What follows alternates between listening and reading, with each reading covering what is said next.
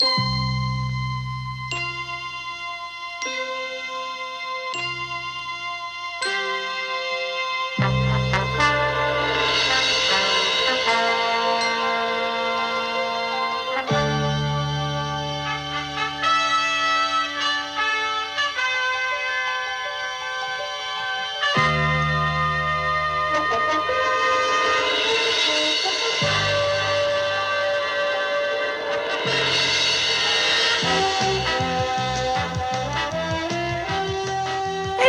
and welcome to Borgcast the Animated Series 1.6 with Anne-Marie and Peter and Snory Lila.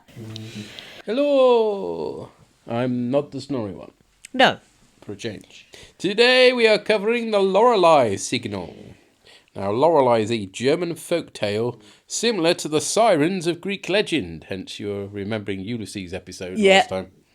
Written by Margaret Arman, who wrote Game Masters of Triskelon, The Paradise Syndrome and The Cloudminders for the original series. And will go on to write another animated series episode as well. So not a bad track record there. Yeah.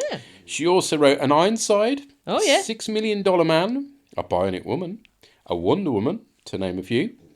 And she wrote quite a few episodes of Western shows at the beginning of her career. And there can't have been many women writing those in the 60s. No, I wouldn't have thought so. She was obviously dead good. Yes. Captain's log, stardate 5483.7.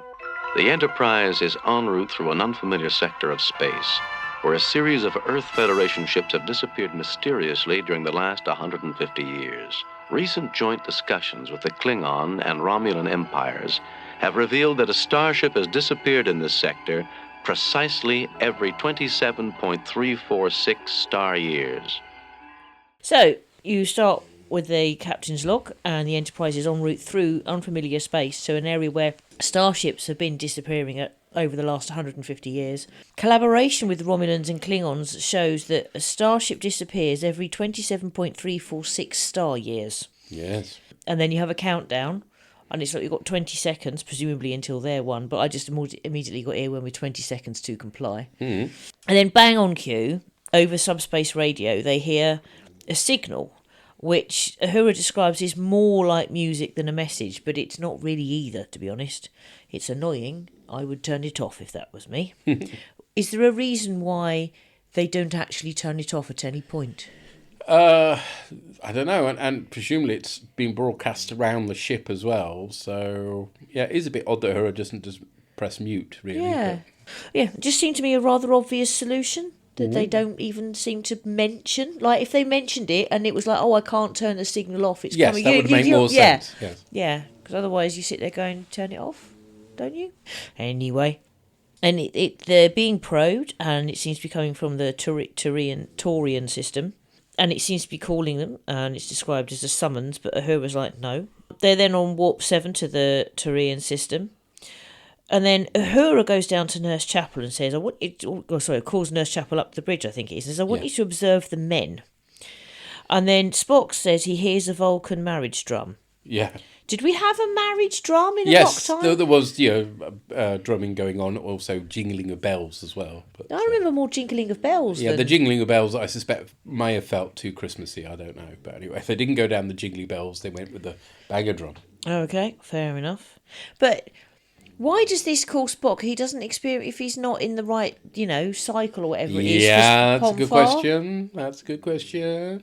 But he's clearly being affected somehow by it. Yeah. Not as weird as how McCoy's being affected. Oh, God, that's really... I'll come to that. Really fucking odd. Spock then says, he's getting audio-visual suggestion.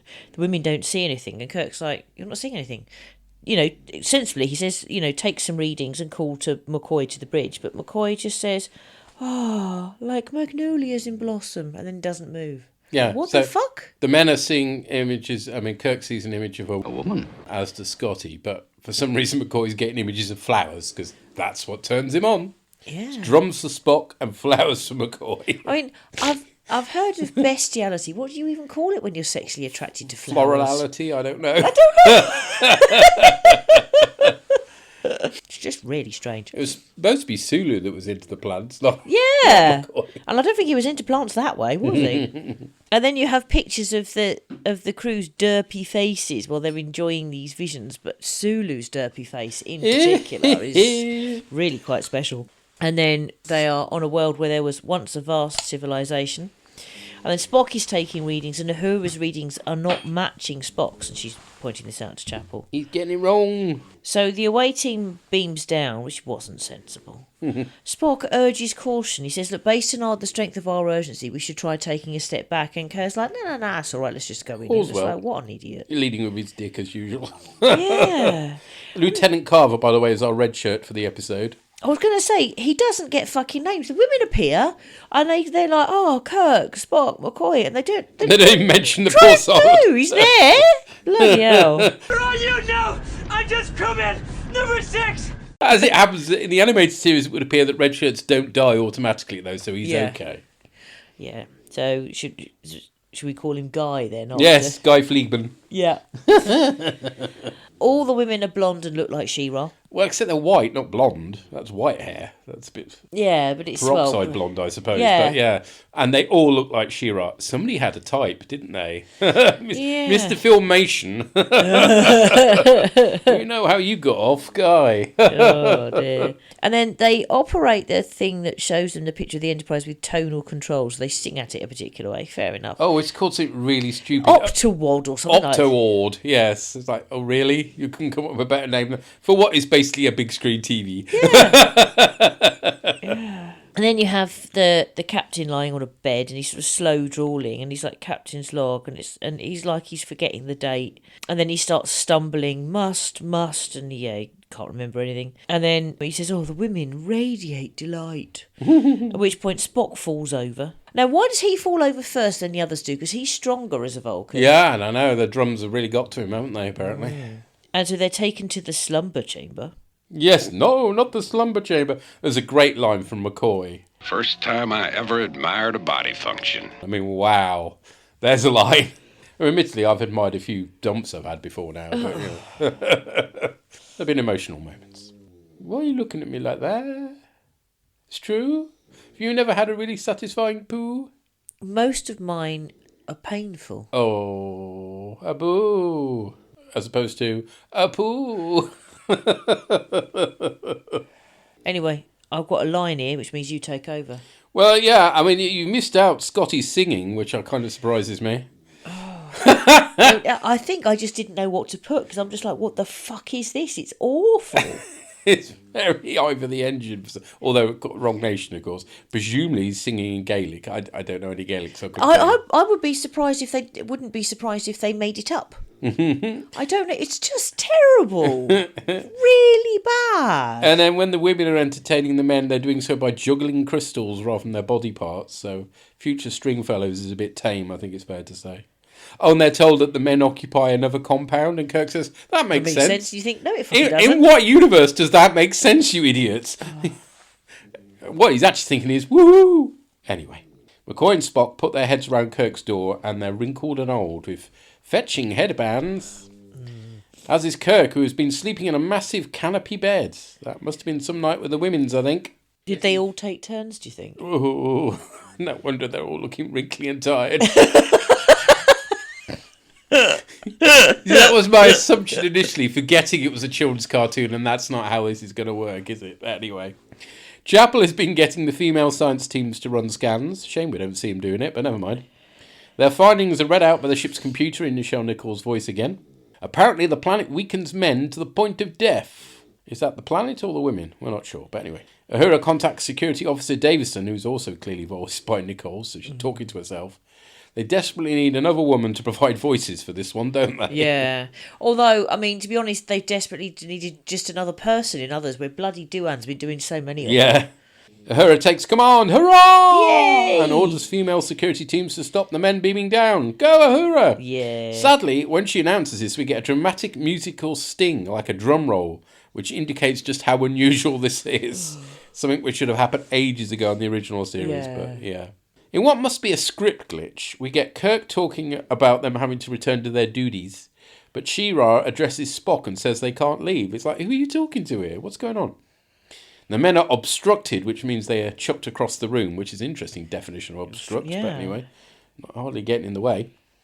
Then we cut to the Enterprise in orbit, over which... Oh, this is the Scotty singing in Gaelic. See, I didn't forget it. It was in yours. There we go. Very odd.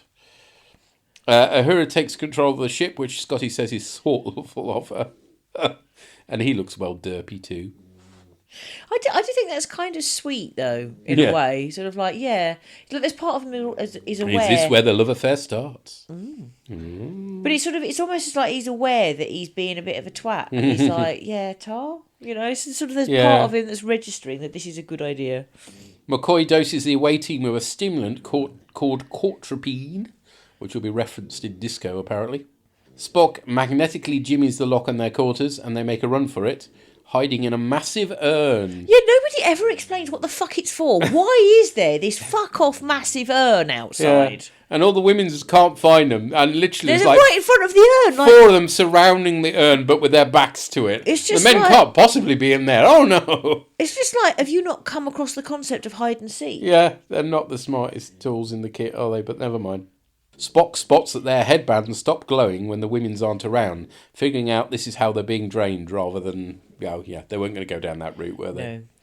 On the basis he has more time life-wise, Spock volunteers to go to the temple to find their communicators, and he does an amazing impression of Nichelle Nichols to activate the Opto Ward, which is a very bizarre thing to watch. It tells him their stuff is stored under She-Ra's throne. He hails the ship and requests an all-female rescue party before being captured again. We finally see some more women's from the Enterprise as Uhura beams down with her rescue team. Although she's noticeably the only non-white member, which is a shame, but never mind. And they all have the same body shape too, but then so do the men because it's cheap animation. Yeah, it's only that would only be an issue if the men had different body shapes. Yeah. But actually, it's just the same template with a different head stuck on, isn't it? She-Ra refuses to return the away team, so Uhura's party just open fire and stun the smeg out of the Turians. I just love that face. I was like, yeah. Even Chapel stuns somebody. Yeah, it's like Uhura is just like, fuck this. I've not got time for this rubbish. Yeah. They can't find the away team as Spock is laid out on the canopy bed behind some secret panels. He has to contact Chapel psychically? Telepathically. Sure. Yeah, whatever. I'm not sure we've seen the Vulcans do that before or since, but there we go. Oh, maybe this is how they argue about that relationship in Strange New Worlds, that they clearly must have a psychic link, so something must have happened. Because he does call her Christine, he doesn't just call her Chapel. There's a glitch in the Matrix at this point as Chapel suddenly gets a red arm. It's just like, what the fuck? Where did that red arm come from? It started raining. It's not raining men, though. And the rest of the away team can't get out of the urn. Oh, no.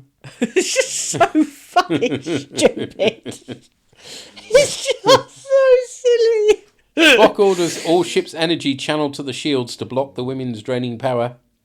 Uhura is shooting up the women's stuff to get them to release the men. Release them, right? Disintegrate another of your pillows. She-Ra gets the Opto Order to tell their story of how they had to flee their dying world. But upon arrival, the men died, but the women didn't, thanks to their glands.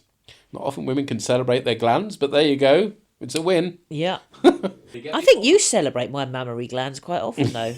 They get the Opto Orb to reveal the drowning away team. Once more, Uhura gets to shoot the smeg out of stuff. Thankfully not disintegrating her crewmates in the process. On the Enterprise, Spock suggests using the transporter to restore them to their former youth, which is a hokey contrivance that will unbelievably get reused in Next Generation Season 2's and Natural Selection. Yeah. So you can't complain about this plot point making the episode balls rather than canon, because it's going to get used again. Yeah. Scotty at least points out how risky the process is, but of course it succeeds. Admittedly, after a wobbly few moments. You're more handsome than ever, Uhura says to Kirk. Nichelle Nichols clearly doing her best not to vomit at this point. I was going to say, yeah, how did she manage that? She-Ra phases the globe thing that drained men's energy, apparently with a Federation phaser. I hope she gave it back.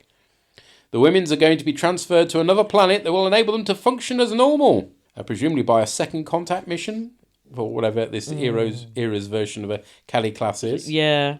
Lower Decks, the animated series, coming soon to whatever's left of Paramount Plus. Yeah, but Lower Decks is already animated. Yeah, but it As in Star Trek, the animated lower... You see what I mean? Yeah, but Lower Decks is as... Yeah, but it's the animated series, but with lower decks. Oh, you can't do it. I'm pursuing this, I tell you. It doesn't work, because it implies the first original series of Lower Decks was not animated. Compared to this, it's practically cinematic. I mean...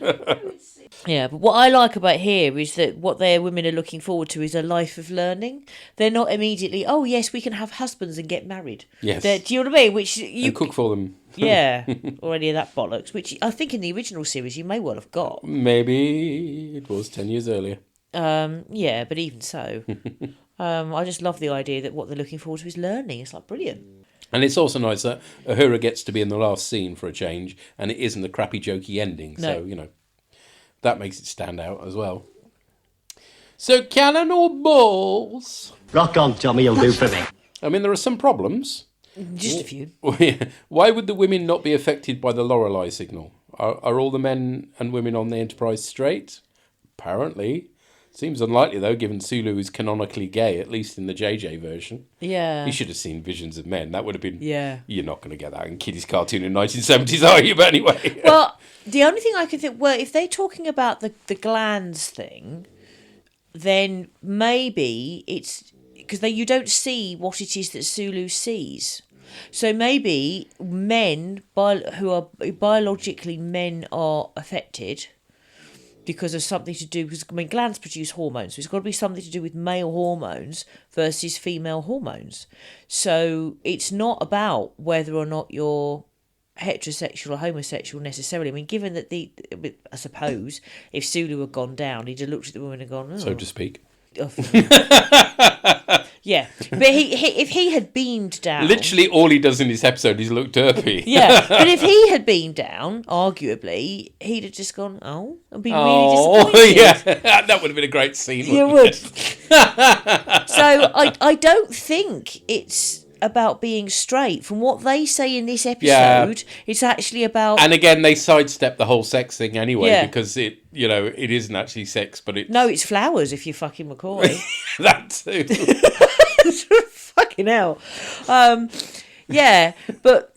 So I don't have an issue with that, because it does seem to be about your gender and the hormones you're producing, which would mean, therefore, that a trans woman would be affected. Mm. And a trans man would not, because of the crossover hormones. So that's fine. But what doesn't make sense is two really important... Well, there's a third thing. So the really important things are, why the fuck is Spock affected when it's not Ponfar? Yeah, well, again, it's not about sex, is it? It's about glands, so that sidesteps that issue as well, in a sense, doesn't it? Well, except that why would it be a Vulcan marriage drum if it's not Ponfar? If McCoy can have flowers, couldn't Spock be attracted by maths or a computer or something? Yeah. So it doesn't work. The way they've done it, that doesn't work. The biggest problem is why the fuck they don't just turn the signal off. Yeah, that is. And the other thing is, what the fuck is going with that massive urn? What is that about? The Urn of Doom. Just. And it's the fact that women go, oh yeah, we've got that giant urn, haven't we? They could be in that. It's just so fucking stupid. Doesn't help though. It's in a different animation style to the rest of the background as well, so it really stands out. It's so dumb. Really is. The other issue for me is that let's solve it by using the transporters, which again, you can't discount this episode as canon because of it, because they do that in Next Generation, but it is weak sauce, I'm afraid.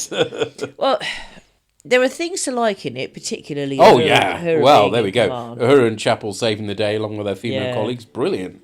And for Uhura to finally take command, we've been waiting 3 seasons of the original series for that. And when she does, she's not taking any shit from anyone. Nope. She's just like, nope, stunned. All the phases come out. Yeah, brilliant. So it's not that there is stuff in here to like, but I'm sorry, it's mostly bollocks, isn't it? Let's be honest. I don't know. The fact that Uhura and Chapel get to save the day kind of wins the episode over for me, so I'm okay with it. And as I say, I don't think it's not canon, so it's definitely canon. But I think it's canon and balls. Right, perhaps we need to change the definition somewhat then.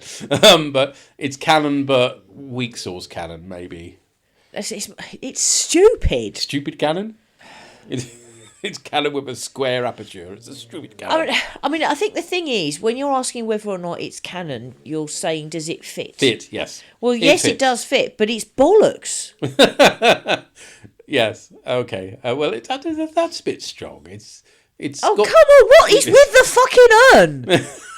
How can you not tell me it's bollocks? They've got a massive fucking urn for no reason. It's never explained. And then the guy's hiding it and they can't fucking find them. And then they're like, oh yeah, we've got an urn. Maybe that's what they're drowning in. Were you not using it to collect water then? What? Just, yeah. And they don't think to turn the fucking signal off. And it's just there's bollocks. I'm not saying it doesn't fit within the wider universe.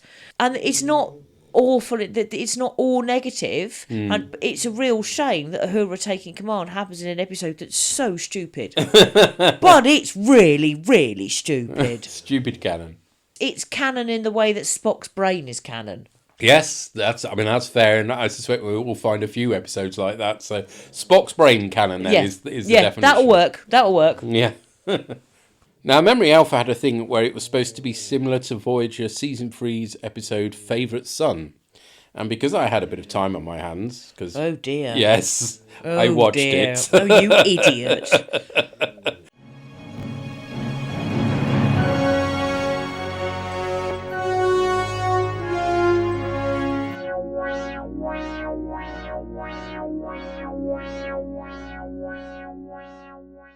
And actually, it wasn't that bad an experience for a Voyager episode. I mean, there's some weird things, like Kim has huge quarters for an ensign. I mean, think of the bunks on the Cerritos, where they're all sharing a corridor, effectively. But haven't loads of the Voyager crew died, and that's why they needed a chef in terms Oh, maybe, it's effectively officers' quarters he's in. Yeah. Yeah, well, that would explain it. Very good. He gets deja vu, discovers he's actually a different species, implanted into his mother's womb. Okay. Yeah. Right. Is he a lizard? No, the population is 90% female, and suddenly he has women's fawning all over him. It turns out it's alien DNA rewriting his humanity. The Doctor uses the transporter to detect when he was infected by it, and the women's drain the men they lure in for their DNA, so you can see the parallels here. You get Harry Kim being in a threesome, although there's nothing too sexy on show, naturally.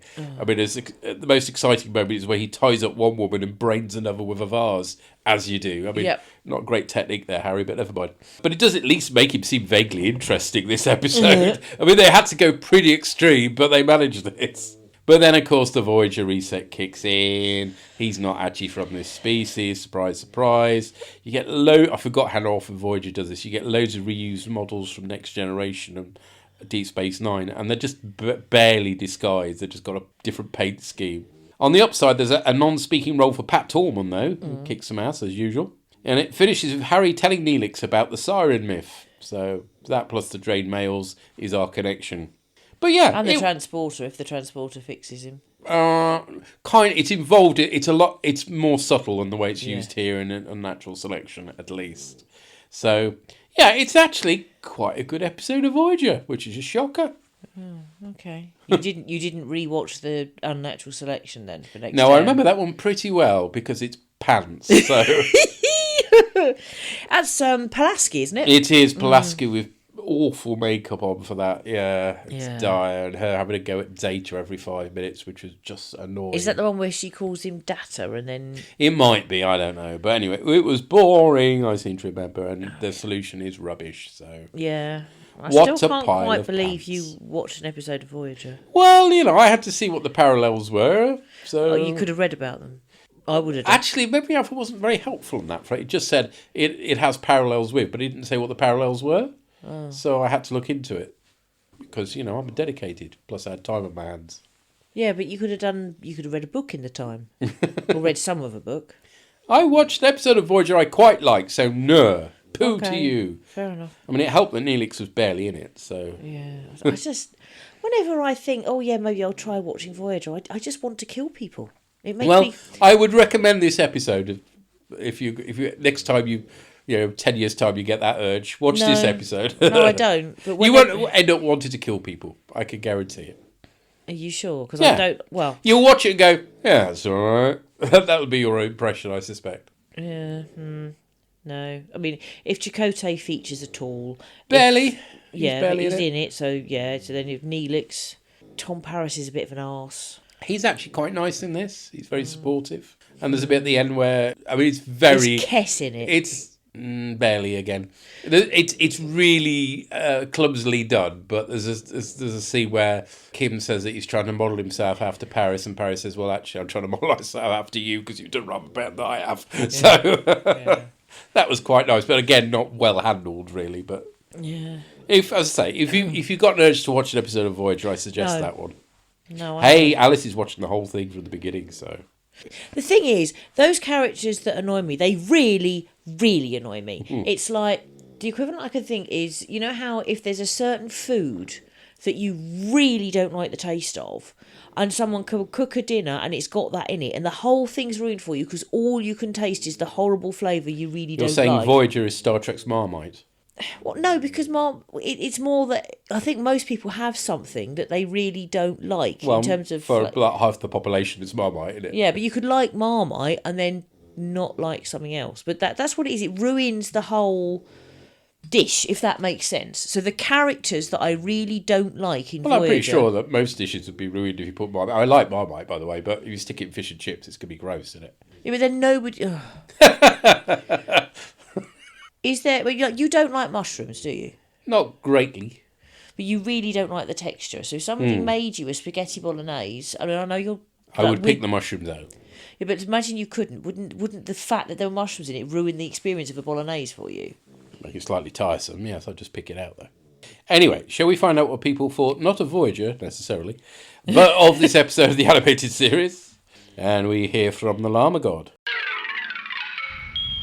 Uncle Scotty, Fixie-Coig, Och, Noijig. Hush now, baby mirror. Star, there's a jewel in your heart. There's a star that shines for you and watching everything you do. Now, as we've discussed before many times, Star Trek is a show that is always asking the big questions, and this episode asks the question, what if women? And the answer it gives is yes. Okay, maybe that's a little bit unfair. This is kind of a simple story, but then again, this is an animated series for children, and it's kind of a retelling of parts of the Odyssey, which means it really is a shame that we don't get to see Kirk and Spock strapped to the warp core with their ears full of wax or something, but then I guess, as I just said, this is for children, and this isn't for that other part of the internet where I'm sure you can find plenty of stuff like that. But yeah, it's a fairly simple premise, isn't it? Women take the men, women save the men, and the ending isn't that complicated because the crew of the Enterprise say that they will help Thela and her band, and yeah, and that's that, and it's all sorted. As I say, it's for kids, so it doesn't need to be that complicated. It's just a bit of an adventure, really, with a rather amusing and silly daft chase in the middle of it. The ending, though, is a positive one. After rescuing the Enterprise crew, they do actually agree to help Thela and her people, the Taurons, I guess. I don't think I actually got the name of the people, although Taurons is from Galactica, isn't it? And that's the other fleet, which currently has Babylon 5. This is getting far too confusing. Anyway, but yeah, the Enterprise crew agree to help them, whoever they are, which is, again, a bit of a step above what would have been happening in the original series, because in the original series, the Enterprise crew won the day, and then tell you bye, see you later, and that would have been that. And once again, this is yet another example of how the animated series is actually becoming more like the Trek that we think of when we think of Trek, really. And yeah, again, it's just really, really fascinating to see how these things are starting to seep in. Along those lines, though, is the problematic aspect of the ending in terms of the use of the transporter, and I think this is probably the first time the transporter has been used to save the day, isn't it? Okay, I think they used it in The Enemy Within when they reassembled the Split Kirk, and possibly also in the Mirror when they helped them to travel back from the parallel universe. But that's different. This is the first time they've used the transporters to restore someone to a previous state, and it's problematic, isn't it? It's problematic. It's one they ran into on the next station as well, with that episode where Pulaski aged an awful lot, and suddenly realising that they can use the transporter to fix absolutely anything. They can functionally make people immortal, so why don't they just do that? And the answer is, story doesn't work like that, and yeah, let's just forget that we ever did this. So yeah, a bit of an uncomfortable, unfortunate one of this, but it's interesting to see, again, another staple of Star Trek, using the transporter to solve all the problems, comes up in the animated series. This is really quite fascinating, and makes me really grateful that we're actually doing this watch through, because I don't think I'd have done it otherwise, so thank you for that. So yeah, that's great. Also interesting is the leader of the Taurons, whatever, the character known as Thela, who, I mean, it's not much of a leap, is it, to go from there to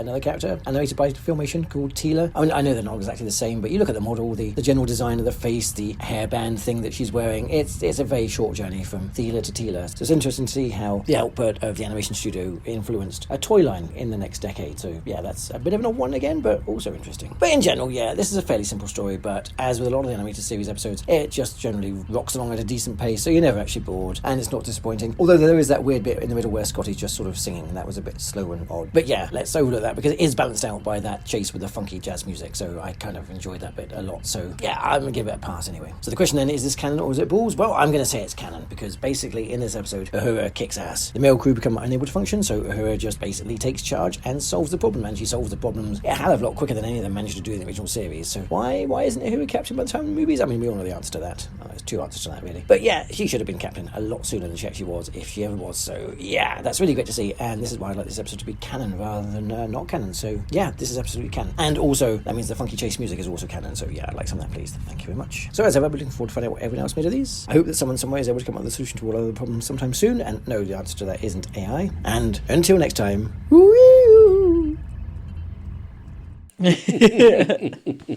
See, even Lamagog can make that weird noise, so...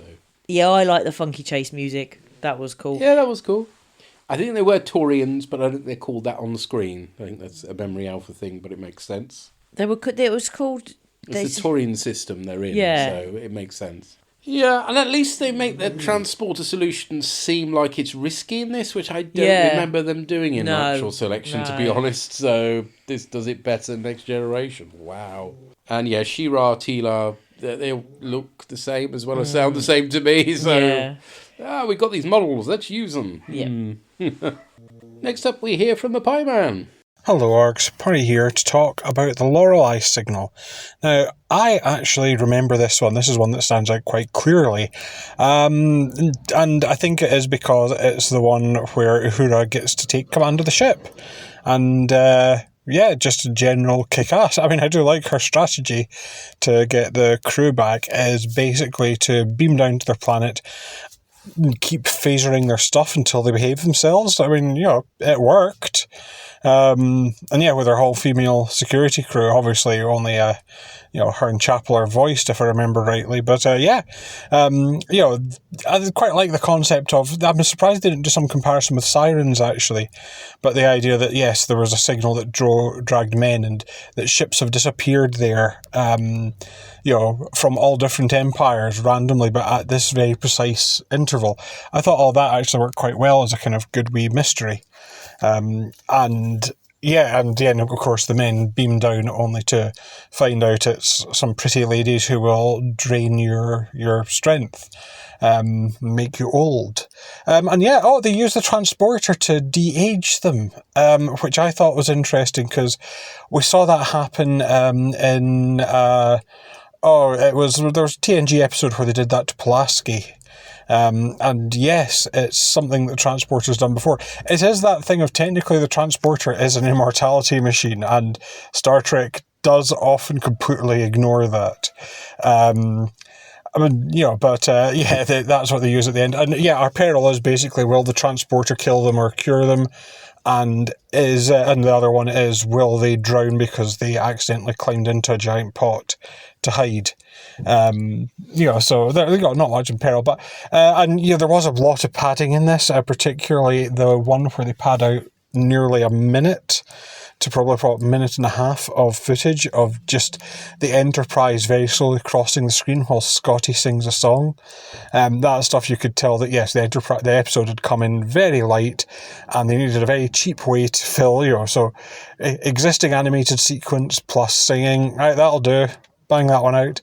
But yeah, overall, the only thing which stuck a bit weird with me, because I quite liked the conclusion, yes, the planet was the thing that had made them drain their men. And it was basically all that they needed to fix themselves was to be taken to a new planet. And so the crew say they're going to send an all-female crew so they don't get drained, to go and save them. And I thought, that's quite a nice conclusion. I did think, are they going about, oh wow, this is brilliant, we will be able to live like normal and possibly have children. And I was trying to think, is this going into the only way a woman can be complete is to have kids? Because if it is, they can shove that. But at least it had like a happy ending. It was everyone got to go home safe. So yeah, there's not too much to say about this. Mainly, it was really good to see Uhura and Chapel kicking arse. And yes, just Uhura, all the men have been useless, so I'm going to phaser stuff until things get solved. But yeah, the actual scenes where she was taking over was quite good because it was almost like it was a mutiny but not quite. And yes, our discussions, the fact that Uhura saw that something was up and worked with Chapel and only the female scientist to actually find out what was going on, I thought actually that worked really well. So yeah, overall, I enjoyed this one. So all it remains for me to say is do keep up the good work. I always look forward to the podcast and hopefully feedback to the next one. But until then, bye for now. Bye. I mean, thankfully they don't talk about just wanting to have children. They first say a love of learning, and then say and maybe even love. They don't even actually mention children, which is nice. Which is, that's good. Almost a mutiny, but not quite. I mean, you can see that in an original series episode, Kirk would have been grumpy, or there would have been challenge or something. And I just love the fact that Scotty is like, oh, that's nice. Yeah. No, it works, doesn't it? And also works the fact that Kirk's distracted by women, so I think that would have worked in the original series as well, to be honest. I mean, he doesn't know about the mutiny, except it's not a mutiny, it's just the chain of command. Yeah. Huzzah! Finally. Yeah. And yes, it is massive padding, lots of shots of the Enterprise while Scotty sings a song. Probably cost them no extra money, though. Yeah. I'd like to know whether that is actually Gaelic he's singing in, though. But anyway, well, hopefully one of us, 2 Scottish feedbackers will be able to tell us. Yes. Cool. Right, well, next time we'll be covering one of our dinosaurs is missing.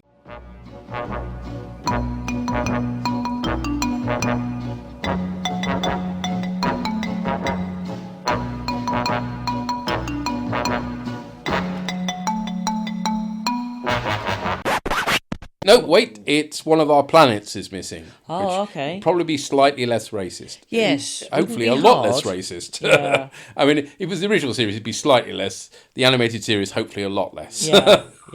And that's on the 4th of September. On the 28th of August next week, on the other feed, we'll be covering the Parliament of Dreams. Is it the Strawberries one? I don't know. It might be the Strawberries one. We shall see. I think it's the Strawberries one. But I don't think they're strawberries. Oh, okay. Just to disappoint you. They're not dingleberries or something. Dingleberries. Dingleberries. We'll find out. Okay. When we cover that episode. Fair enough. Until the next time we're talking into your ears with strawberries. Take care. Cheery bye. Bye.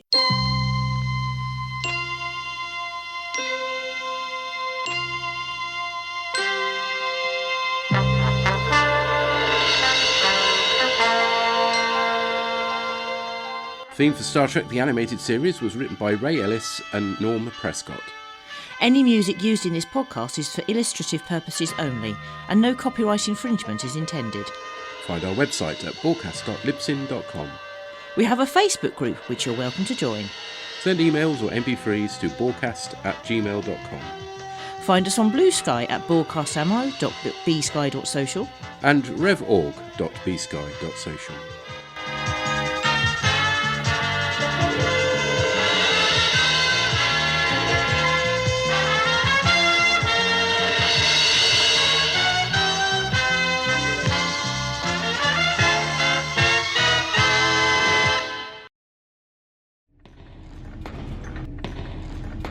Shut it down!